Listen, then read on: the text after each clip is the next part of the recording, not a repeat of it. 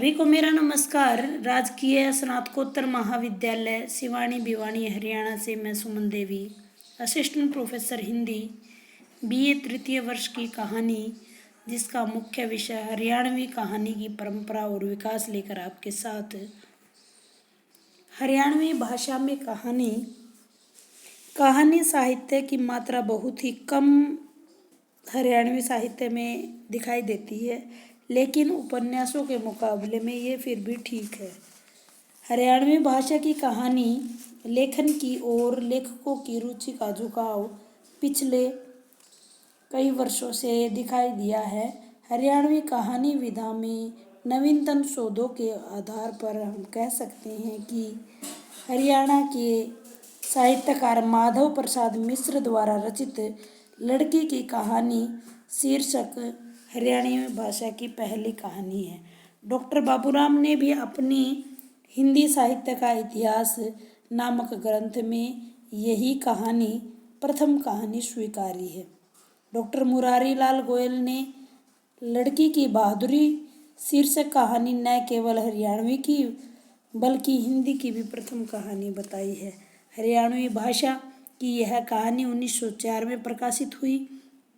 आधुनिक हिंदी कहानी का आरंभ समय जो है वो 1907 से पूर्व किसी भी दशा में सिद्ध नहीं हुआ है। तो कहने का अभिप्राय यह है कि हरियाणवी भाषा की कहानी लेखन परंपरा 100 वर्ष से अधिक पुरानी है। लड़की की बहादुरी। अब देखिए, मुख्य कहानीकार हैं माधव प्रसाद मिश्र, डॉक्टर नानक चंद शर्मा, रघुवीर सिंह मथाना, कंवल हरियाणवी और डॉक्टर राजवीर धनखड़। आइए प्रथम कहानी का अब प्रारंभ की बात करते हैं। सबसे पहले मैं लड़की की बहादुरी के बारे में थोड़ा सा आपको बताना चाहूँगी। लड़की की जो बहादुरी है वह उस कहानी का सामाजिक विषय है। कहानी में रामली एक ब्राह्मण कन्या दापली को झांसा देकर लाला गुदड़मल के पास अभिचार के लिए आती है। उस कन्या की रक्षा गुदड़मल का नौकर जस्सा जाट करता है।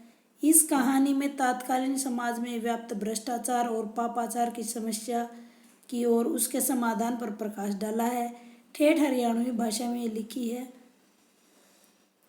इसके बाद डॉक्टर नानक चंद शर्मा का नाम जो है हरियाणवी साहित्य में लिया जाता है।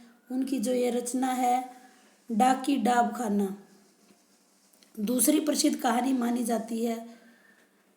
ये 36 गलती से लिखा हुआ है। 26 नवंबर सन 1969 को ग्रामीण कार्यक्रम के अंतर्गत आकाशवाणी दिल्ली से यह प्रकाशित हुई। इसकी कथा वस्तु जो है हास्य व्यंग्य पूर्ण है, जो लोक जीवन की विनोद प्रियता से ओतप्रोत है। डाकी डाब खाना इस कहानी का जो नामकरण है वो हास्य विनोद के कारण ही किया गया है। इस कहानी में एक बूढ़े बाराती की क्रियाकलापों का मनोरंजन पूर्वक चित्रांकन किया गया है। इसका हास्य विनोद पूर्ण जो कथानक है वो सहज, स्वाभाविक और सुघड़ है। भाषा में प्रवाहमयता, सहजता, व्यंग्यात्मकता विद्यमान है। हरियाणवी लोकोक्ति और मुहावरों का समन्वय इसके अंदर दिखाई देता है। एक छोटा सा उदाहरण है इसका, हम यहाँ देख सकते हैं। जैसे चौधरी साहब चलना पड़ेगा, बेटे के ने कमाल कर दिया, क्या हो गया, बस के बुझोगे, आज तो बूढ़े ढूंढ ने हद पार कर दी। छोरा के कान खड़े हो गए, यानी सभी वहाँ पर ताश खेल रहे थे। ओ सारे के सारे अपने अपने पत्ता न छोड़कर चौधरी साहब के होके दौर बैठ गए।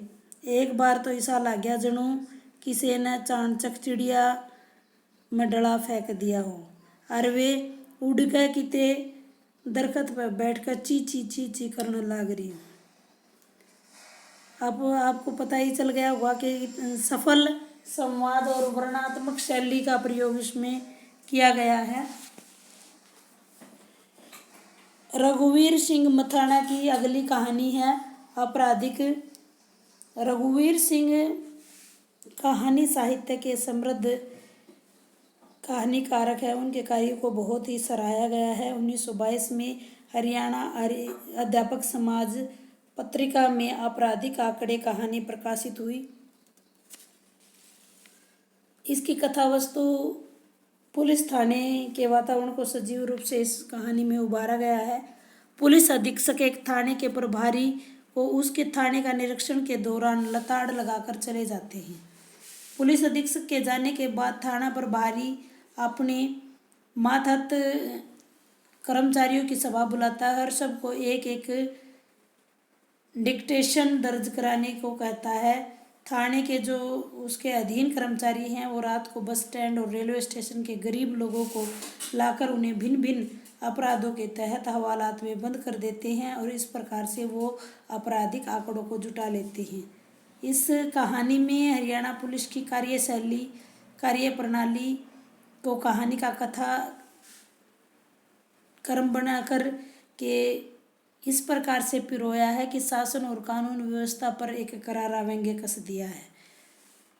आपराधिक आंकड़े।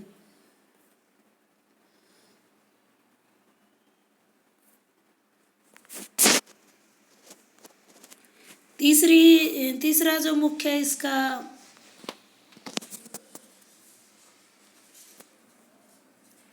लीक पुरानी मोड़ नवा। कंवल हरियाणवी।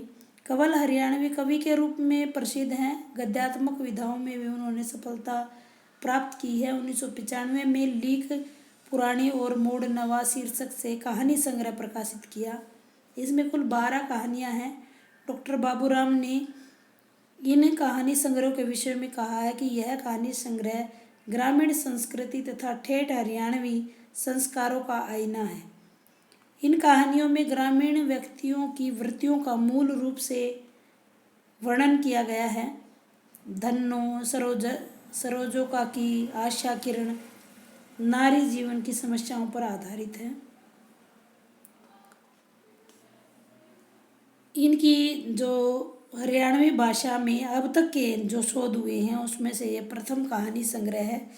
कंवल जी के इस संकलन में भारतीय संस्कृति के प्राचीन और नवीन रंगों का सजीव और सुंदर रूप यथार्थ रूप से उकेरा गया है।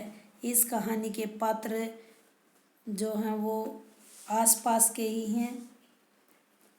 कंवल हरियाणवी का लेखन मुंशी प्रेमचंद के समान आदर्शों यथार्थमुखी है। इनकी कहानियों में कंवल जी ने सामाजिक कुरीतियों, अंधविश्वास, रूढ़िवादी परंपराओं, वृद्धों की उपेक्षा, व्यभिचार, चरित्रहीनता, अबलाओं का उत्पीड़न आदि भौतिकवादी जो मंतव्य है, गिरता नैतिक स्तर है, इस पर सफल चित्रण किया है। इनके लेखन का समापन चित्रण के साथ साथ आशावादी चेतना को भी विकसित करता है। इनका भी एक उदाहरण देख लेते हैं। फल्लू ने संदोखित का उसकी मैं बाकी नहीं रही, तड़का क्या बोली मैंने यूं बता जग्गू के बाप, लोई पट्टी उठाऊं सूं और 2 घड़ी रेत गए खाट देखूं सूं, एक पल की भी फुर्सत ना मिलती, सारे दिन मारी मारी फिरूं सूं, इस बुढ़ाकड़ ने तो राम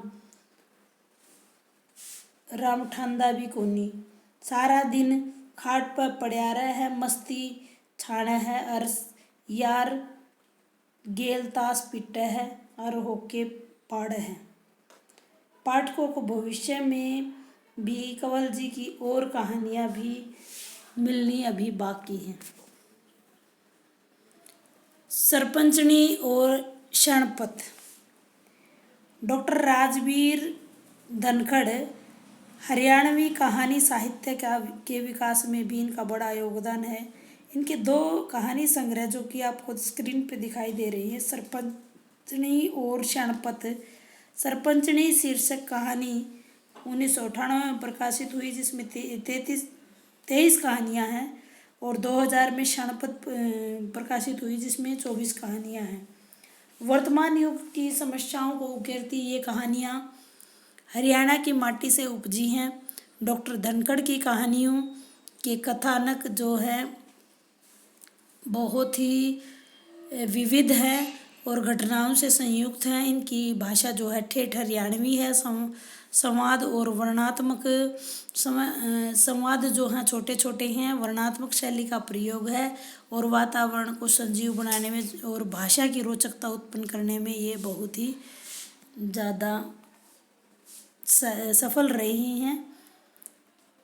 इन्होंने सामाजिक, राजनीतिक और नारी चेतना को अपने उसका आधार बनाया है। समाज में बढ़ रही महिलाओं की भागीदारी पर भी अनेक कहानियाँ इन्होंने लिखी हैं। इसके अलावा हरियाणवी साहित्य की परंपरा में कुछ अन्य कहानीकारों को भी जोड़ा गया है, जैसे देवी शंकर प्रभाकर, R.S. चिंकारी, सही राम, धन्वंतरी, डॉक्टर राजेंद्र स्वरूप, ये जो है इनका नाम लिया जा सकता है। निष्कर्ष के तौर पर मैं कहना चाहूँगी कि हरियाणवी कहानी साहित्य में साहित्यिक जगत में सीमित योगदान अभी है। हरियाणवी कहानी साहित्य में प्रचुर मात्रा में अभी साहित्य रचा जाना बाकी है।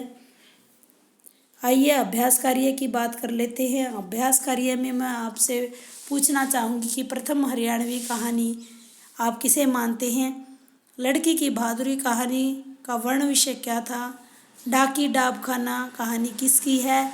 कंवल हरियाणवी की किन्हीं दो कहानियों के नाम बताइए, कहानी संग्रह के नाम बताइए। उम्मीद करती हूँ छोटा सा वीडियो है ये आपको हरियाणवी कहानी का एक आपका बैकग्राउंड तैयार कर देगा और तैयारी आपको खुद ही करनी होती है, सिर्फ हमें तो एक दिशा निर्देश देना है।